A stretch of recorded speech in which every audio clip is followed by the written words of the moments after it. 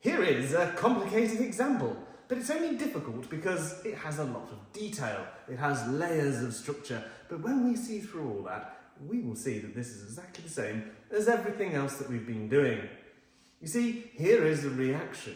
It's a reaction that takes place between certain cleaning products. Don't mix your cleaning products because some of them contain this, ammonium sulfate, and when mixed with sodium hydroxide, which is another common cleaning ingredient, they will produce ammonia and you'll gas yourself out. So don't mix these two. But imagining that we're having a look at this reaction. We're taking a cleaning product that contains an unknown amount of this ammonium sulfate, and we're going to react it with sodium hydroxide. We're going to react it until it stops giving off the ammonia gas, and then with the excess, because not all of this will have reacted, we're going to try to use information about how much excess we've got to work backwards to find out just how much of that ammonium sulfate there was in the original product. Convoluted, yes, but we can do this. The very first thing that we have to appreciate is we've given a lot of information and we need to try to keep that clear to ourselves. If you look amongst it, it starts off talking about the reaction, this reaction here, but we want to cut forward a little bit because to this point where it says the excess of the sodium hydroxide was neutralised by this much hydrochloric acid. That's our way in. As soon as you're being given the name of a chemical, the concentration and the volume, that's your starting point. And so what we're going to do is, we're going to work that. So the very first thing I'm going to do is I'm going to write a second formula down, a second chemical equation, which describes that neutralisation reaction, not the original ammonia producing one, but the titration of the excess sodium hydroxide. So in that case, it's going to be really straightforward. It's NaOH, AQ, and you think, well, why do we have to do this? It's just so that we know our mole ratio. We want to make sure that there's no sneaky surprises.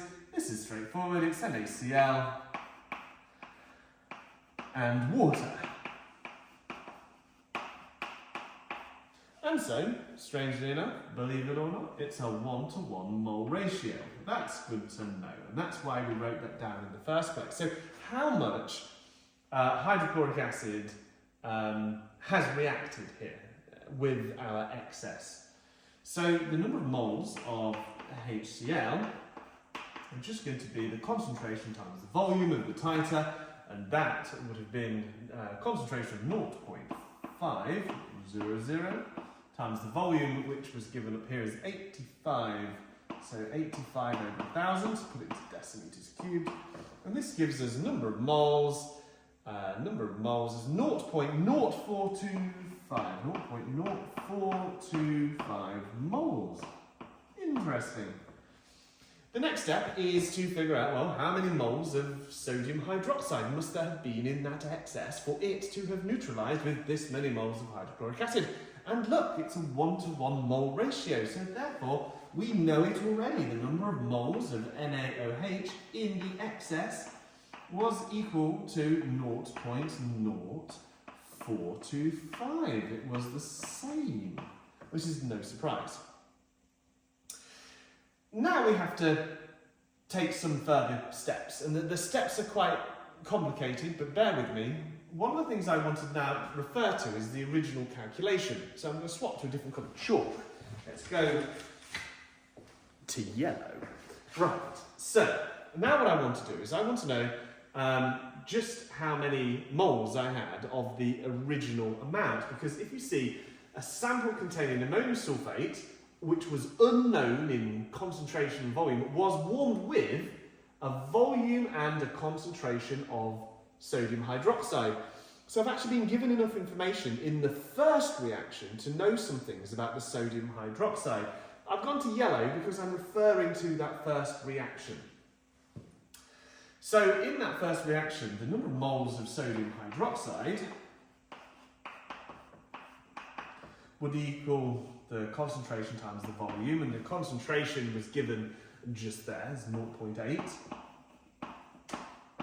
times by the volume, which was 250, so 250 over 1,000.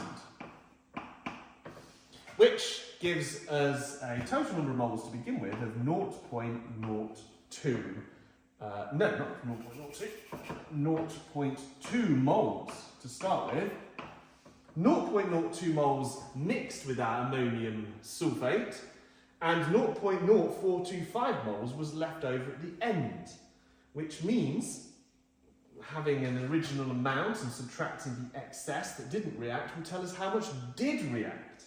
So the reacting amount, or number of moles of sodium hydroxide that reacted, NaOH, that reacted, is just going to be the difference between these two numbers, 0.2 minus 0.0425, and this gives us the difference, which is 0.1575 moles. That is how much must have reacted with the unknown sodium sulfate.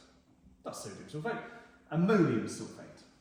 Now, of course, we have put this on the board here for a very given and important reason, is to spot that mole ratio. It's a 1 to 2, which means that if this many moles of that reacted, then there's going to be half as many of that reacting in the original reaction.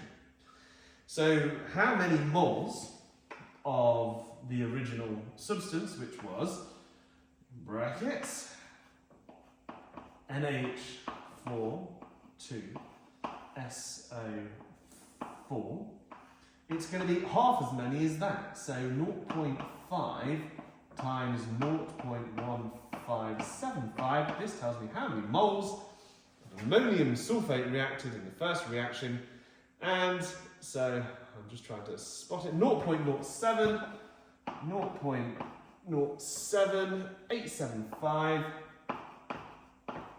moles. Now, of course, what we can use is the fact that the number of moles gives the mass over the molar mass. And we're trying to find out the mass. The original question was, what mass of ammonium sulfate did the sample contain? So that mass is just equal to the number of moles times by the molar mass of ammonium sulfate.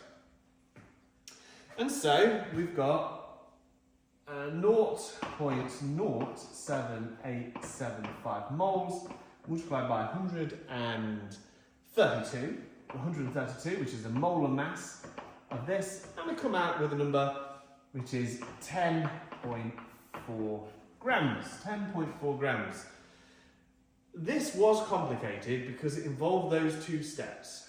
We were doing the titration on the excess. We found out everything about that excess, and we then looked at other information about the original reaction to combine with that information about the excess to work out how much must have reacted in the first place.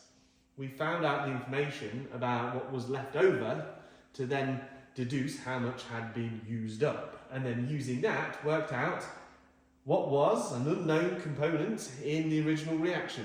Complicated, but if you just stick to your guns, you'll be there and you'll be fine.